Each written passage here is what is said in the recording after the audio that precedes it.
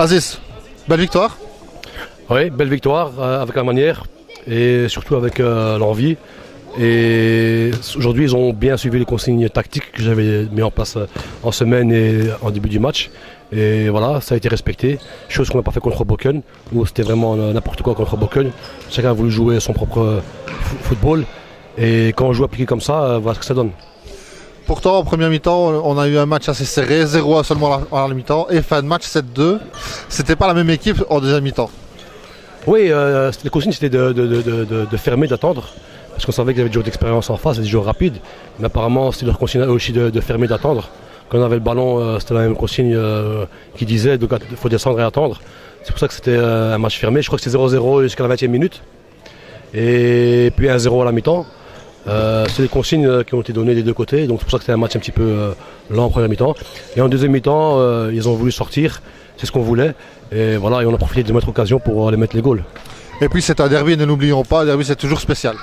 Bien sûr, un derby c'est spécial. Un derby, il n'y a pas de favori, il n'y a pas d'outsider. Chacun veut montrer que c'est la meilleure équipe sur le terrain.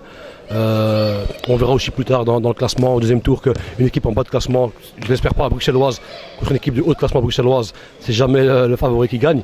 Donc un derby, ça se joue sur le terrain et aujourd'hui on a prouvé qu'aujourd'hui on était présent. Avec tous ces clubs bruxellois, pourquoi ne pas faire un gros club bruxellois? Alors à la limite, là, si tu as une équipe avec tout l'effectif et évidemment tu tires le meilleur de tous, pourquoi pas viser le titre pour Bruxelles? Non, c'est compliqué. De faire une grosse équipe, c'est compliqué. Chacun, ça va au-delà de l'équipe première, ça va aussi dans l'école des jeunes, chacun son école des jeunes, chacun a une manière de travailler. Donc voilà, c'est difficile de faire une grosse équipe bruxelloise. Pas oublier qu'il y a beaucoup de jeunes aussi, beaucoup de petits, de 4 à 16 ans, il y en a énormément. Donc déjà, dans les clubs, chaque commune, on a du mal à avoir des heures de salle. Si on fait un seul gros club avec une seule salle, ça va être compliqué. Il y aura des joueurs qui n'auront pas de club. Chacun gère à sa façon son école de jeunes, chacun gère son équipe première. Et voilà, oui, une grosse équipe à Bruxelles, mais ça aurait de l'allure. Hein. Ça aurait de l'allure et de la gueule. Donc ouais, il y aura des joueurs déçus parce qu'on sait prendre que 10 joueurs. Et comme je dis, il y a énormément de joueurs à Bruxelles. On peut faire 3-4 équipes facilement. Donc voilà, autant que nous, que les joueurs, je ne crois pas qu'ils voudront avoir un seul club à Bruxelles. Alors Aziz, ma dernière question, ce sera avec 5 nouveaux clubs dans la D1. Des clubs qu'on ne connaît peut-être pas, ou enfin moi personnellement j'en ai jamais entendu parler. Ce championnat risquerait d'être plus relevé, plus faible. Quel est ton avis là-dessus? C'est vrai qu'avec la perte de Tulin et de Purs, le championnat a un petit peu diminué de sa valeur.